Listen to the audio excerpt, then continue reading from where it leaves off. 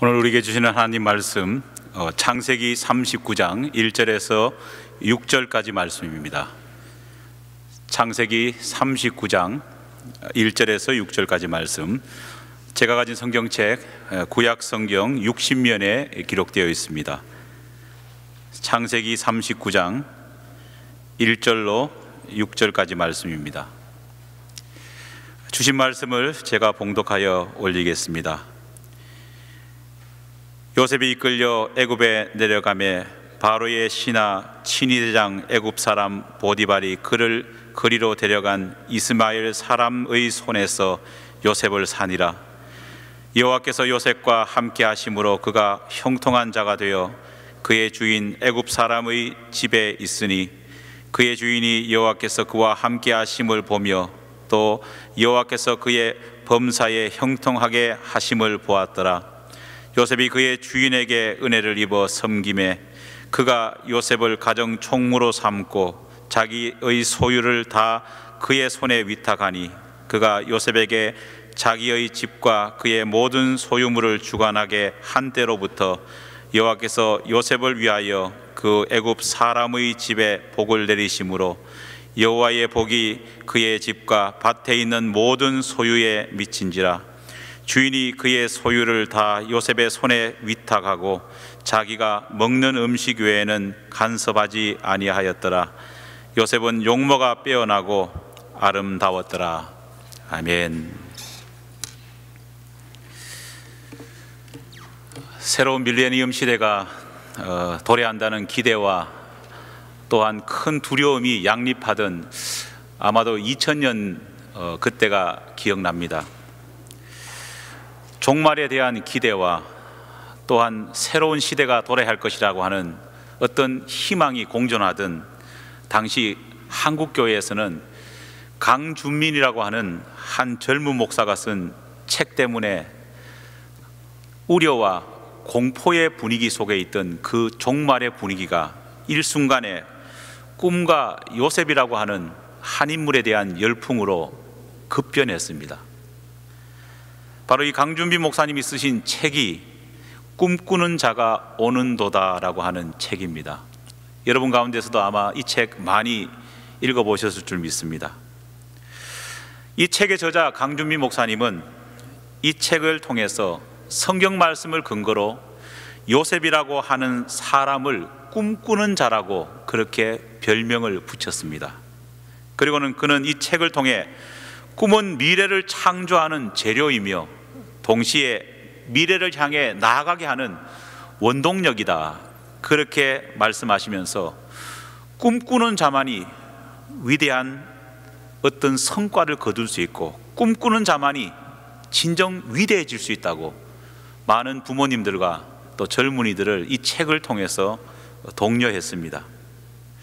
아직도 이 강준민 목사님이 지으신 이 책의 영향력은 많이 남아 있어서 요셉이라고 하면은 많은 사람들이 꿈꾸는 자라고 하는 이 별명으로 오버랩되기도 하고 있습니다. 하지만 강 목사님께서 말씀하셨던 것처럼 이 요셉이라는 사람이 정말 꿈꾸는 자였을까요? 성경을 읽어보면은 요셉에게는 두 가지 별명이 있습니다. 그 첫 번째가 바로 이 강준민 목사님께서 말씀하신 꿈꾸는 자라고 하는 별명입니다. 하지만 이 닉네임은 강 목사님께서 설명하셨듯이 요셉을 향한 하나님의 축복이나 기대가 잠긴 하나님이 주신 그러한 별명은 아니었습니다. 사실 꿈꾸는 자라고 하는 이 별명은 하나님께서 요셉에게 지어주신 것이 아니라 성경을 보면은 요셉을 팔아먹었던 형들이 요셉에게 붙여주었던 별명이었습니다. 창세기 37장 19절 말씀을 보면은요, 아버지 야곱에게 부탁을 받고 형들의 안부를 확인하기 위해서 어린 요셉은 세겜으로 떠납니다. 하지만 그 세겜 땅에 도착해서 형들과 형들의 양떼를 아무리 찾아도 없었습니다. 이미 더 북쪽 땅으로 갔다는 소식만 들었습니다. 그는 결국 더 북쪽에 있는 도단에 이르렀어야 천신만고 끝에 형들과 형들의 양떼를 발견할 수 있었습니다. 여러분 생각해 보십시오. 얼마나 기뻤겠습니까? 찾다가 그렇게도 못 찾았던 형들과 형들의 양떼를 찾은 겁니다. 눈앞에 보이는 겁니다. 요셉은 너무 기뻐가지고 단숨에 달려가서 형들과 조우하기 위해서 뛰어갑니다. 하지만 멀리서 이 동생 요셉이 달려오는 것을 본 형들의 마음은 요셉의 이러한 마음과는 딴판이었습니다. 달려오는 동생 요셉을 보면서 형들은 뭐라고 말하느냐? 비아냥거리면서 저기 꿈꾸는 자가 오는도다, 그렇게 말을 합니다. 사실 이 꿈꾸는 자라고 하는 호칭은 요셉의 형들이 요셉을 비아냥거리기 위해서 사용했던 표현에 불과했습니다. 따라서 요셉을 꿈의 사람이라고 부르고 꿈꾸는 자라고 부르는 그러한 모습은 사실 성경적이지 않습니다. 오늘 많은 크리스찬들이 요셉을 배우고 싶어 합니다. 서점에 가보면 요셉에 관한 책들이 얼마나 많은지 모릅니다. 그런데 대부분의 책들이 요셉을 꿈과 연결시킵니다. 요셉을 마치 적극적인 사고방식, 긍정의 힘을 통해 자기 자신의 바램을 이룬 성공 신화의 산 증인으로 요셉을 축혀 세웁니다. 하지만 여러분, 기억해야 될 것이 있습니다. 이것은 요셉에 대한 진정한 평가가 아니라 우리 인간 자신의 숨어있는 욕망을 절대시하려는 인간의 허영의 표현임을 우리는 알아야 합니다. 하나님께서는 요셉을 평가하실 때 꿈꾸는 자라고 그렇게 평가하지 않았습니다. 그렇다면 하나님께서 요셉에게 붙여준 별명은 과연 무엇이었을까요? 성경에는 하나님이 친히 요셉에게 붙여준 닉네임이 나옵니다. 그게 뭘까요? 오늘 설교 제목인 형통한 자라는 겁니다. 오늘 본문 2절 말씀을 제가 다시 읽어보겠습니다. 여호와께서 요셉과 함께 하심으로 그가 형통한 자가 되어 그의 주인 애굽 사람의 집에 있으니. 할렐루야. 성경이 말하는 하나님이 붙여주신 요셉의 별명은 꿈꾸는 자가 아니라 바로 형통한 자였습니다. 꿈꾸는 자라는 표현은 인간의 비아냥거림과 멸시의 표현일 수밖에 없습니다. 하지만 형통한 자라는 말은 요셉을 향한 하나님의 기대와 바램, 하나님의 마음이 담겨져 있는 표현입니다. 그러므로 우리는 앞으로 요셉을 부를 때에 꿈꾸는 자가 아닌 뭐라고 불러야 될까요? 형통한 자라, 그렇게 불러야 될 줄 믿습니다. 그렇다면 하나님께서 친히 요셉에게 붙여주신 이 형통한 자라는 말에 담긴 하나님의 사랑받는 자의 모습은 어떤 모습일까요?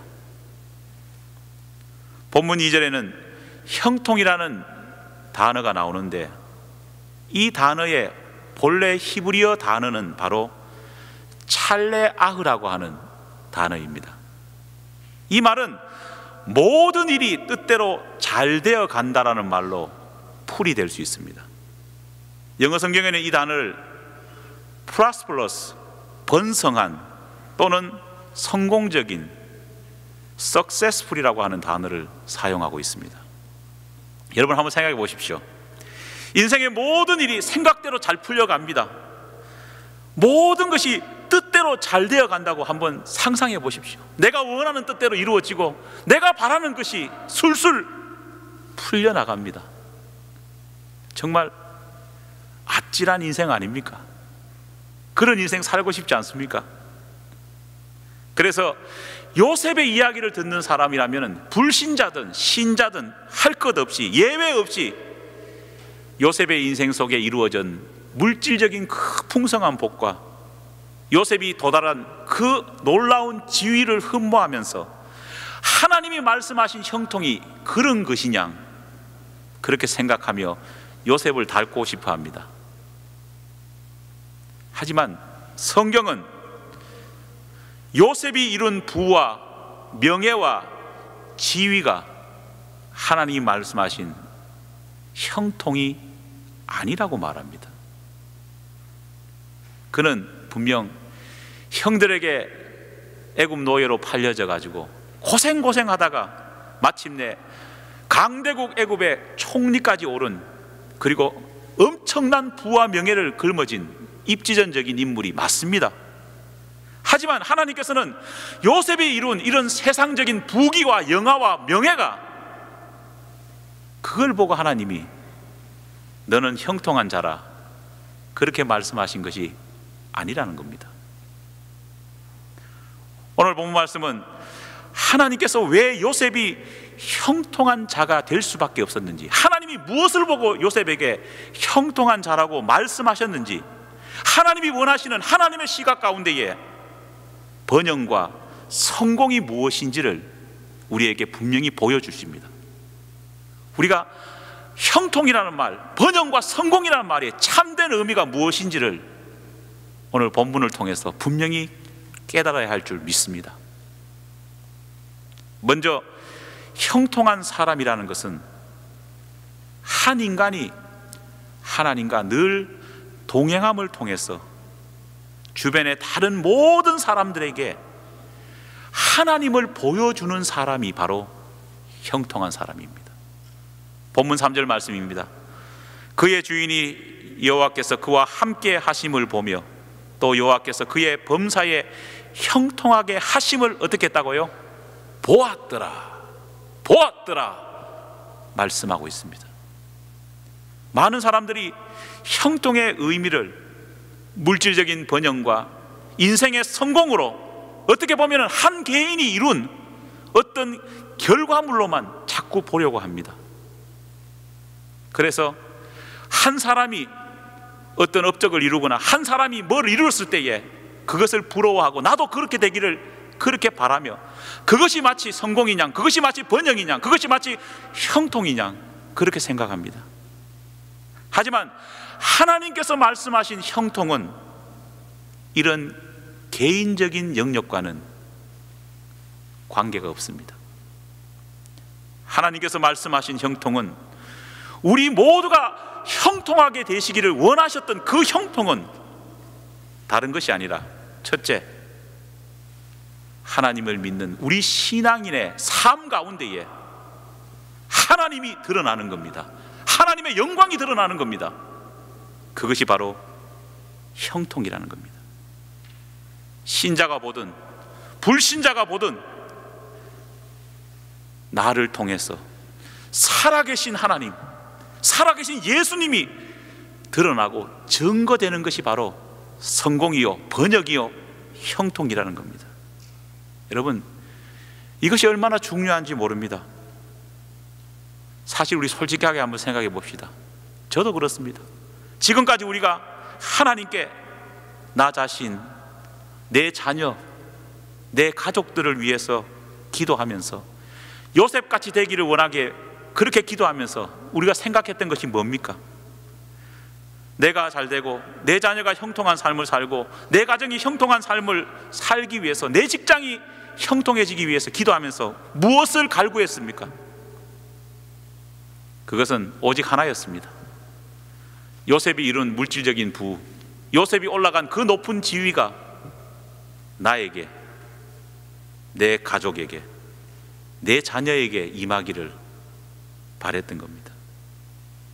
결국은 우리의 모든 형통과 번영과 성공의 시각이 나 오직 나라고 하는 이기적인 영역에서만 맴돌았지, 그 이상도 그 이하도 아무것도 아니었다는 겁니다. 여러분, 교회가 세상과 구별됨이 없어져 버렸습니다. 세상 사람들도 자식 잘 되기 원하고, 세상 사람들도 가족이 부자 되기를 원하고, 세상 사람들도 내가 높은 위치에 올라가기를 원합니다. 그렇지 않습니까? 교인들도 요셉 생각하면서, 형통 생각하면서 똑같이 그렇게 생각하고 있다는 겁니다.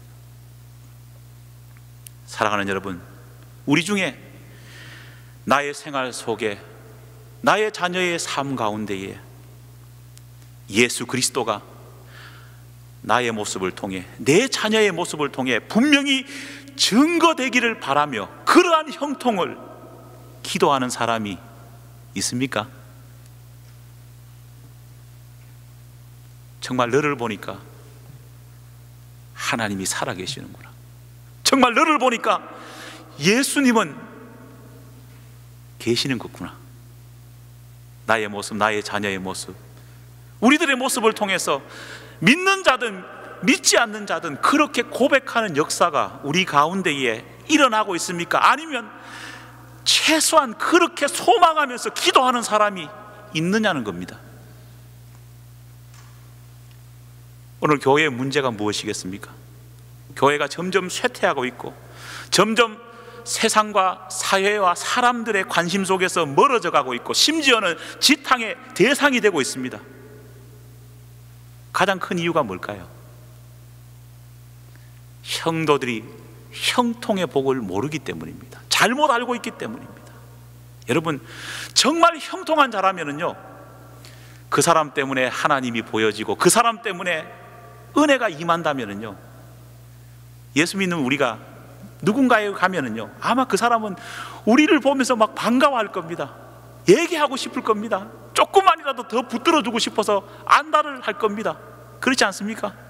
그런데 오늘은 우리는 정반대입니다. 우리가 나타나면 어떻습니까? 도망갑니다.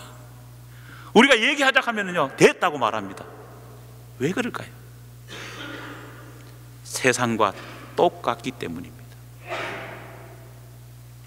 오로지 내 옆에 있는 사람은 내가 성공하고 내가 복받기 위해서 밟고 넘어서야 될 사람으로만 보이고, 오직 형통은 나만 받아야 된다고 생각하기 때문에 그렇게 될 수밖에 없는 것입니다. 세상 사람들은 자기 자신을 믿고 성공하려고 하고 남을 이기려고 하고 넘어서려고 하지만, 예수 믿는 사람이라고 하지만은 고작 하나님의 이름만 바꾸고 똑같은 행태를 보이기 때문에 오늘 우리 그리스도인들이 진정한 형통한 삶을 살지 못하는 것입니다. 그러니 크리스찬과 교회가 세상과 뭐가 달라지겠습니까? 하나님께서 말씀하시는 성공, 번영, 즉 형통은 이런 것들이 아닙니다. 진정한 형통은 나의 삶 속에서, 나의 생활 속에서 예수 그리스도, 우리 하나님의 모습이 보여지는 겁니다. 사람들이 그 모습을 목격하고 하나님의 영광을 찬양하며 그 모습 속에서 이루어지는 성공과 축복을 보면서 기뻐하고 모두가 행복해지는 것이 주님이 말씀하신 형통입니다. 이러한 결과로서 우리가 사람들에게 인정받고 그 인정받음을 통해서 더 높은 직책을 맡게 되는 것이, 그것을 통해서 더 많은 물질을 얻게 되는 것이 진짜 형통한 삶의 모습이라는 겁니다. 오늘 본문 4절 보겠습니다. 요셉이 그의 주인에게 은혜를 입어 섬김에 그가 요셉을 가정 총무로 삼고 자기 소유를 다 그의 손에 위탁하니. 바로 이것입니다. 믿지 않는 보디발, 믿지 않는 보디발의 집안 사람들이 요셉이 품고 있는 하나님, 요셉이 가는 곳에 일어나는 축복의 영향력을 보면서 요셉을 믿고 요셉에게 모든 것을 맡기고 요셉에게 더 많은 지위를 주고 요셉에게 마음을 오픈하는 것이 바로 형통한 삶이고, 바로 그것이 우리가 배워야 될 요셉의 삶이라는 겁니다. 둘째로, 형통한 그리스도인은 조금 전에도 말했지만 개인의 번영과 성공에만 매몰되는 것이 아니라 바로 그 자신이 하나님의 축복의 통로가 되어서 주변 사람들에게 축복을 풍성히 나누어 줄 수 있는 사람이 되어야 된다는 겁니다. 오늘 본문 5절 말씀입니다. 그가 요셉에게 자기 집과 그의 모든 소유물을 주관하게 한 때로부터 여호와께서 요셉을 위하여 그 애굽 사람의 집에 복을 내리심으로 여호와의 복이 그의 집과 밭에 있는 모든 소유에 미친지라. 할렐루야. 창세기 12장에 보면은 얼마 전에 제가 설교했습니다. 아브라함이 갈대아 우르를 떠나서 약속의 땅으로 갈 때에 하나님께서는 아브라함에게, 믿음의 사람 아브라함에게 축복하십니다. 그리고 선물 주십니다. 창세기 12장 2절에 보면은 내가 너로 큰 민족을 이루고 내게 복을 주어 내 이름을 창대케 하리니 너는 뭐가 되라고요? 복의 근원이 되라고 말씀했습니다.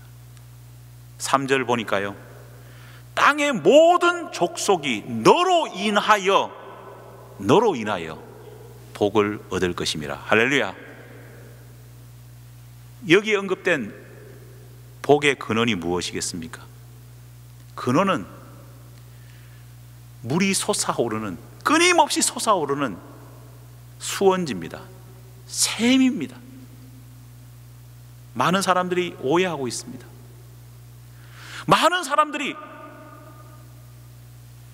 생수 그 한 병 얻으려고 옆에 사람과 경쟁해서 내가 그것을 차지하면은 나는 성공했다, 나는 하나님께 복 받았다, 그렇게 생각합니다.